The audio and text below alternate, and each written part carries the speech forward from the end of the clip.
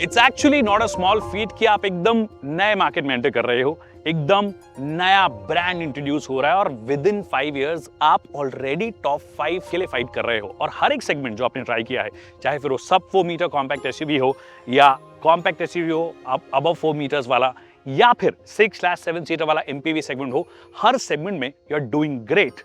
और I think एक जो कोर स्ट्रैटेजी रही है कोरियंस की जनरली वो ये है कि काफी एग्रेसिव हैं in terms of updating their products.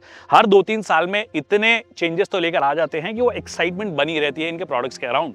और कैरेंस के साथ में भी इन्होंने यही किया है विद द क्लाविस। तो आज का जो सवाल है मुख्य या जो मुद्दा है जो आज हम डिस्कस करने वाले हैं वो ये है कि क्या अगर आप एग्जिस्टिंग कैरेंस के ओनर है तो आपको दुखी होने की जरूरत है या नहीं है, या अगर आप नया बायर हैं कैरेंस के तो कैरेंस लेनी चाहिए जो कि अभी भी अवेलेबल है लोअर ट्रिम में, या फिर क्लाविस की तरफ जाना चाहिए। उन सब चीजों को आज हम एड्रेस करने की कोशिश करेंगे।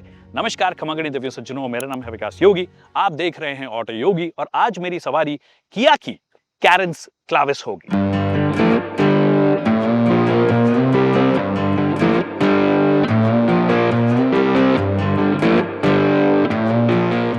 Alright, so the first things first, what is it? New generation तो नहीं है क्योंकि 3 साल के अंदर न्यू जनरेशन आती नहीं है। क्या ये फेसलिफ्ट है? आप इसको फेसलिफ्ट की कैटेगरी में रख सकते हो, बट आप ये मान के चलिए कि जो ऑलरेडी एग्जिस्टिंग कैरेंस आती है उसको साइड में करेंगे और ये गाड़ी आ जाएगी। सिर्फ बेस वेरिएंट जो है अभी वाली कैरेंस का वो कंटिन्यू रहेगा। न्यू जनरेशन या मेजर फेसलिफ्ट क्यों नहीं है? क्योंकि प्लेटफॉर्म जो है एग्जैक्टली सेम है, इलेक्ट्रॉनिक्स आर्किटेक्चर एग्जैक्टली सेम है, बट कुछ कुछ चीजों पे काम किया है जो कि इसकी बड़ी शिकायत भी थी, और वो थे इसके लुक्स। स्पेशली फ्रंट से कई लोगों को ये देखने में उतनी अट्रैक्टिव नहीं लगती थी, रेयर से तो फिर भी ठीक लगती थी, बट अब की बार उस हिसाब से डिजाइन किया है फ्रंट को कि थोड़ी एसयूविश स्टैंस देने की कोशिश की है। हालांकि है ये अभी भी एमपीवी ही, बट क्योंकि लोगों को थोड़ी सी अपराइट डिजाइन पसंद आती है इस वजह से यहाँ पर भी एसयूवी एलिमेंट्स इंटीग्रेट किए हैं, इसलिए आपको ज्यादा अपराइट नजर आएगा। ये बोनेट जो है हल्का सा उठा हुआ नजर आएगा।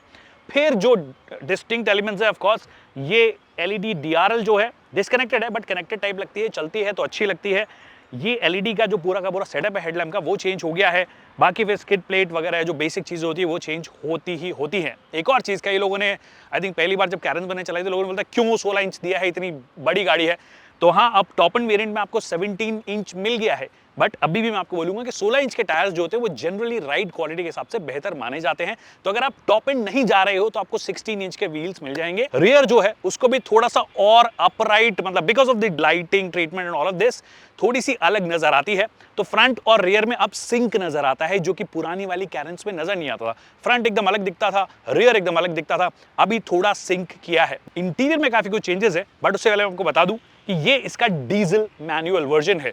जो डीजल है वो आप टॉप एंड वेरिएंट में जो है वो नहीं ले सकते हो, मतलब HTX प्लस जो ट्रिम होगी उसमें आपके लिए डीजल अवेलेबल नहीं है।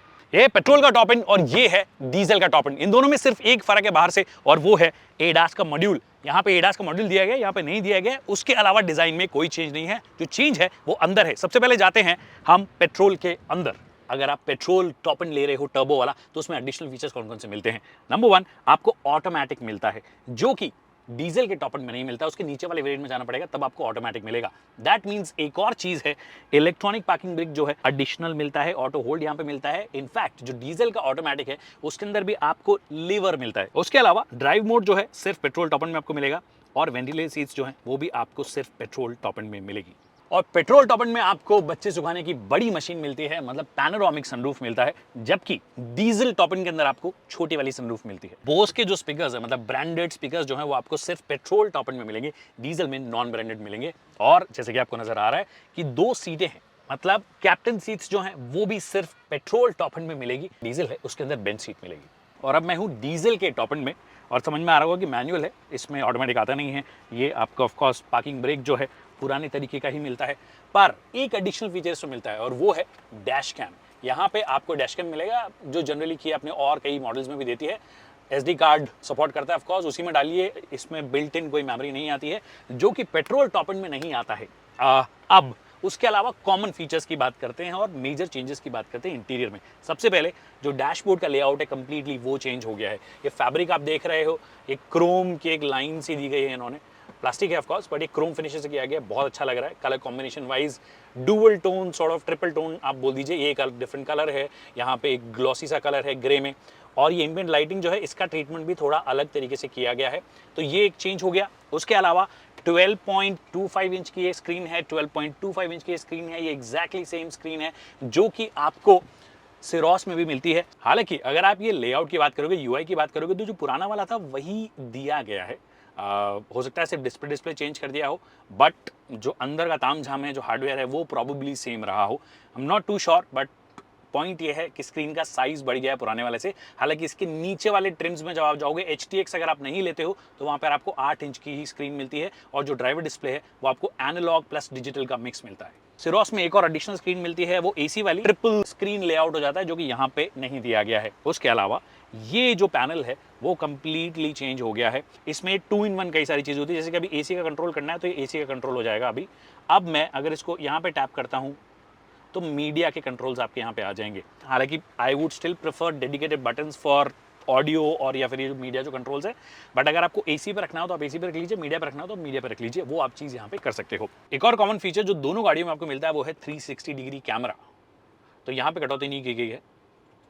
और वैसे भी मुझे लगता है कि अगर आप ADAS के बिना काम चला सकते हो तो इस गाड़ी में ऑलमोस्ट सारी चीज़ें हैं, ADAS और वो थोड़ी बहुत फैंसी फीचर्स, बट अदरवाइज सब कुछ है। अब सेकंड रो में आ गया हूँ, और जैसे आपको नजर आ रहा है कि बेंच सीट है, बट कुछ कॉमन चीज़ें भी हैं। सनशेड जो है टॉप एंड में आपको कॉमन मिलता है, एयर प्योरीफायर कॉमन मिलता है। फिर ये पहले एज एन एक्सेसरी जहाँ तक मुझे याद है देते थे ये लोग, या फिर एक्सलाइन में देते थे, क्योंकि एक्सलाइन मैंने लास्ट चलाई थी। तो ये एक ट्रे जो है वो आपकी एक्सटेंडेबल ट्रे आपको मिल गई है। 2 टाइप सी के इंक्लूजन्स हैं और AC कंट्रोल के बटन्स हैं, वो सारी चीज़ें कॉमन हैं। ऑल्सो ये आगे और पीछे दोनों में होता है, वहाँ पे कैप्टन सीट्स में होता है और यहाँ पर इन वाली सीट्स के अंदर हो जाता है। एक और चीज़ जो कॉमन है कि 1 टच डाउन जो है वो आपको दोनों में मिलता है। वहाँ पे कैप्टन सीट फोल्ड होंगी, यहाँ पे ये इंडिविजुअल सीट जो है वो फोल्ड हो जाएंगी। एक और common feature 1 touch up down सभी विंडोज़ में आपको मिलता है, मतलब 4 विंडोज़ में मिलता है। ऑफकोर्स पीछे तो विंडो होती नहीं है।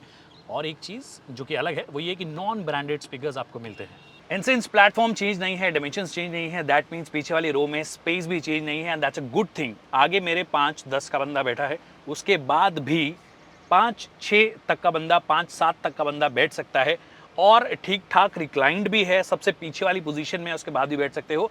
तो इनफैक्ट मेरे जितनी हाइट के लोग अगर हैं या बच्चे हैं तो वो आराम से यहाँ पे बैठ जाएंगे, कोई दिक्कत नहीं है। और पीछे वालों के लिए भी पहले की ही तरह थोड़ी बहुत चीज़ों का ध्यान रखा है कि बॉटल होल्डर्स आपको दिए गए हैं और सामान आप रख सकते हो, और टाइप सी का इंक्लूजन भी यहाँ पे किया गया है। अब एक बदलाव शायद मैंने आपको बताया नहीं था, वो ये कि नई स्टीयरिंग आपको मिल गई है, डी कट स्टाइल। ये सिरोस में भी हमने देखी थी, तो कलर कॉम्बिनेशन भी थोड़े अलग किए गए हैं जो कि अच्छी लग रही है। बट ओवरऑल क्वालिटी लेवल्स की अगर आप बात करोगे तो एक्चुअली बहुत अच्छे से फिनिश इन्होंने किया है। ऐसे नहीं है कि पुरानी वाली कैरेंस में बहुत ज़्यादा खराबी थी, but with new material selection, जो सारी चीज़ें हैं, फिनिशिंग टचेस जो हैं इनके, वो बहुत अच्छे हैं। महंगी गाड़ी वाली फीलिंग भी आपको अब ज़्यादा आती है, बाहर से भी और अंदर से भी। बट पॉइंट एक जो मेरे को थोड़ी सी अभी भी शिकायत है वो ये है कि पिछली बार जब क्रैश टेस्ट के लिए उन्होंने भेजा था तो मात्र 3 स्टार्स इनको मिले थे, और बेयरली 3 स्टार्स मिले थे GN कैप में।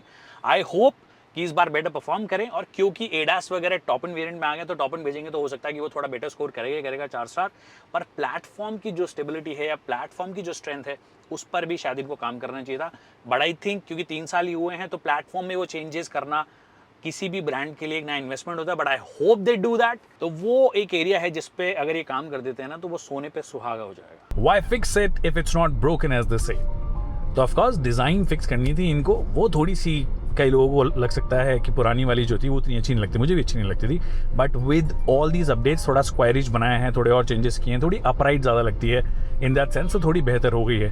बट परफॉर्मेंस के बारे में आप ये चीज़ नहीं बोल सकते हो। परफॉर्मेंस तो एक्चुअली आपको जैसी चाहिए, जिस इंजन के साथ में चाहिए वो आपको मिल जाएगी। मतलब पावर ट्रेन ऑप्शंस इतने भर भर के थे, और कोरियंस एक्चुअली भर भर के ही देते हैं। आपको नेचुरली एस्पिरेटेड चाहिए, इन केस आपको टर्बो से थोड़ा बहुत वो लगता है कि यार मेंटेनेंस थोड़ा ज़्यादा है, 95 ऑक्टेन डलवाना पड़ेगा, मतलब उसकी लाइफ को थोड़ी बेहतर करने के लिए थ्रॉटल इनपुट आराम से देना पड़ेगा। परफॉर्मेंस तो मिल रही है बट थ्रॉटल इनपुट फिर भी आराम से दो, आपके लिए नेचुरली एस्पिरेटेड अवेलेबल है।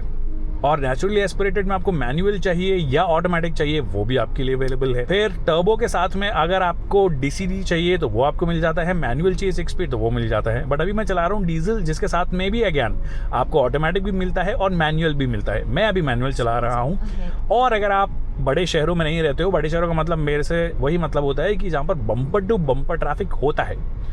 अगर आपके शहर में बम्पर टू बम्पर ट्रैफिक होता है तो आपके लिए ऑटोमेटिक ज़्यादा सेंस बनाएगी, क्योंकि ऑफकोर्स वो रोज़ आप चलाओगे, कन्वीनियंस आपको चाहिए, तो उसके लिए आपको ऑटोमेटिक जा सकते हो। बट अगर आप मेरे जैसे शहर से आते हो, जयपुर, वहाँ पर भी थोड़ा ट्रैफिक की सिचुएशन धीरे धीरे ख़राब हो रही है, बट अभी तक अगर आप स्मॉल टाउन से आते हो जहाँ पर थोड़े खुले रास्ते हैं, जहाँ पर मैनुअल चलाया जा सकता है, तो फिर आपकी एकदम परफेक्ट गाड़ी हो सकती है। क्यों? एक तो टॉर्क, जो क्योंकि डीजल का जो अपना टॉर्क होता है ना, उसी का तो मजा है ना। लो एंड टॉर्क इतना है, लो आरपीएम्स पे टॉर्क आ जाता है कि अगर मेरे को, अभी मैं 6 गियर में हूँ बाय द वे, 6 गियर में मैं लिटरली अभी जैसे थोड़ा ट्रैफिक आया, मैं 40-50 भी कर रहा हूँ और लगभग 800-900 आरपीएम के आसपास कर रहा हूँ। और धीरे धीरे अगर आप तसल्ली बख्श आदमी हो, आप आराम से चलाना चाहते हो, तो धीरे धीरे आपकी स्पीड भी बढ़ जाएगी। ऑफकोर्स आपको गियर डाउन करना है अगर ओवरटेक करना है, बट अगर आप आराम से चलाने वाले लोगों में से होगे, मेरे को 80-100 चलाना है, तो आप एक गियर में डालिए, एक्सट्रीमली लो स्पीड भी आ जाएगी, और ज़्यादा स्पीड में चलाना तो वो भी चला सकते हो। तो ट्रैक्टेबिलिटी जो चीज़ है ना, वो शानदार है। 114 bhp की पावर है, 250 Nm का टॉर्क है, 1700 आरपीएम के आसपास 80 kmph में कर रहा हूँ, और आपका जो 100 है वो लगभग 2000 आरपीएम के आसपास हो जाएगा। जी हाँ, 100 मैं कर रहा हूँ लगभग 2000 आरपीएम है। दैट मीन्स क्या ट्रैक्टेबिलिटी है, और ये खूबसूरती ना सिर्फ डीजल इंजन में ही होती है। बाकी जैसे कि मैंने आपको पहले बता दिया कि प्लेटफॉर्म में कोई चेंजेस नहीं है, सस्पेंशन में कोई चेंज नहीं है, तो आपको ऐसा ड्राइव करने में बहुत ज़्यादा फर्क एक्चुअली लगेगा नहीं। पुरानी वाली कैरेंस भी चला रहे हो, उसके बाद में इसका डीजल चलाने आ रहे हो, तो I don't think you will have a problem, you will feel more और less the same. Of course tyre sizes की अगर आप बात करोगे तो 17 इंच टॉप एंड वेरिएंट में आपको मिल जाता है, बट वो 19-20 वाला फर्क वाली बात है। जैसे कि मैंने बोला कि प्रॉब्लम थी ही नहीं, वेरी इजी। और 7 सीटर होते हुए भी जो बॉडी रोल है वो वेल कंट्रोल्ड है। एक लेन से दूसरे लेन में जाते हो तो आपको फील नहीं आती है, जो कि जनरली अगर आप बॉडी ऑन फ्रेम या ज़्यादा ऊंची वाली एसयूवीज के साथ में जाते हो या बॉडी ऑन फ्रेम एमपीवी के साथ में जाते हो, तो वो एक मूवमेंट जो होता है ना, वो झूलने वाला, और सबसे पीछे बैठे हो तो प्रॉपर झूला ही आपको देखने को मिलता है। यहाँ पर आप नो मैटर कौन सी सीट पे बैठे हो, आप ड्राइवर सीट पे बैठे हो, मिडिल रो पे बैठे हो, लास्ट रो पे बैठे हो, you will be more comfortable than anything. In fact Crysta में आप बैठ के देखिएगा, Crysta for a body on frame actually अच्छी है, बट जब आप एक मोनोकॉक एमपीवी में बैठ के देखोगे, पूरी फैमिली बैठ के देखेगी, तो I think they will be sold. उनको समझ में आएगा कि ये ज़्यादा कंफर्टेबल चीज़ है। फैमिली में अगर बड़े लोग हैं, फैमिली में उम्र दराज लोग हैं, तो अगर वो बैठ रहे हैं, they will definitely like this over anything.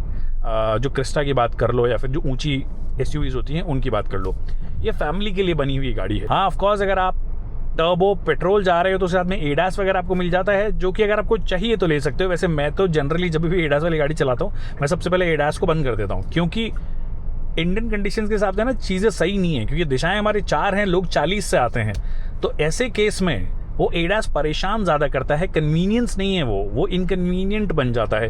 तो अगर आप डीजल जा रहे हो तो डीजल के साथ में वैसे भी एडास आपको नहीं मिलता है, क्योंकि डीजल टॉप एंड जो ट्रिम है HTX+ उसके साथ में नहीं अवेलेबल है, HTX के साथ में अवेलेबल है, और उसके साथ में एडास नहीं आता है। और I think I am okay with no ADAS. 360 degree camera इसमें आपको मिल गया है, वो जो फीचर्स कुछ जो हैं, मतलब नई स्क्रीन्स वगैरह मिल गई हैं, ये सारी चीज़ें चाहिए तो डेफिनेटली आपके लिए ज़्यादा सेंसिबल है। बिना एडास के आप काम चला सकते हो, तो डेफिनेटली आप काम चला लीजिए। अब देखिए, मैंने क्योंकि टर्बो पेट्रोल भी थोड़ी देर के लिए चलाई है, तो उसके बारे में भी बता देता हूँ कि उसमें भी मेरे को परफॉर्मेंस वाइज कोई खास डिफरेंस नहीं लगा है। वो उसी तरीके से उसका भी वो चीज़ है कि टर्बो पेट्रोल जो है वो लगभग पावर जो है उसकी वो एक सर्टेन आरपीएम के बाद में आपको ज़्यादा फील होती है। इट ओनली गेट्स लाइव जब 1700-1800 आरपीएम के आसपास आप होगे, उसके ऊपर जाओगे तो आपको परफॉर्मेंस चाहिए होती है। तो टर्बो उन लोगों के लिए है जिनको परफॉर्मेंस चाहिए, ऐसे लोग हों जिनको ऐसा लगता है कि यार मेरी गाड़ी में ना पावर की कमी नहीं होनी चाहिए, चाहे मैं शहर में चला लूँगा, बट अगर मैं हाईवे पे हूँ, जल्दी में हूँ, मेरे को थोड़ा फास्ट चलाना है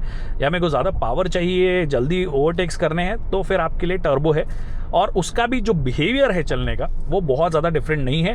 वो टायर्स में जो डिफरेंस है वो actually honestly back to back जब आप चलाओगे ना कैरेंस को और उसको, तो आपको फील होगा। तो अगर वो फ़र्क है तो भी 19.5-20 वाला ही फ़र्क होगा, but again that also applies to only the top end variant. अगर आप उसके नीचे वाले वेरिएंट में जा रहे हो तो फिर वहाँ पर भी आपको 16 इंच व्हील्स ही मिलता है, तो फिर परफॉर्मेंस एग्जैक्टली सेम है, सस्पेंशंस एग्जैक्टली सेम है, तो राइड इन हैंडलिंग जो बिहेवियर है उसमें कोई बदलाव आपको देखने को नहीं मिलेगा। बाकी आई विश नेचुरली एस्पिरेटेड मुझे चलाने को मिलती, क्योंकि वो एक गाड़ी है जो सबसे ज़्यादा लोग खरीदते हैं सीवीटी के साथ में, मतलब जिसको ये आईवीटी बोलते हैं, उसके साथ में ज़्यादातर लोग खरीदते हैं। बट क्योंकि वो अवेलेबल नहीं है, और अगर किसी के पास अवेलेबल हुई है या फिर किसी कस्टमर, अगर आप में से कोई कस्टमर खरीदता है फ्यूचर में, तो मुझे बताइए, हम आपकी गाड़ी चलाएंगे, फिर उसके बारे में और लोगों से भी हम चीज़ें बताएंगे, और डिस्क्रिप्शन में डिटेल्स आपको मिल जाएगी। अगर आपको मुझसे कांटेक्ट करना हो तो कैसे आप कांटेक्ट कर सकते हो।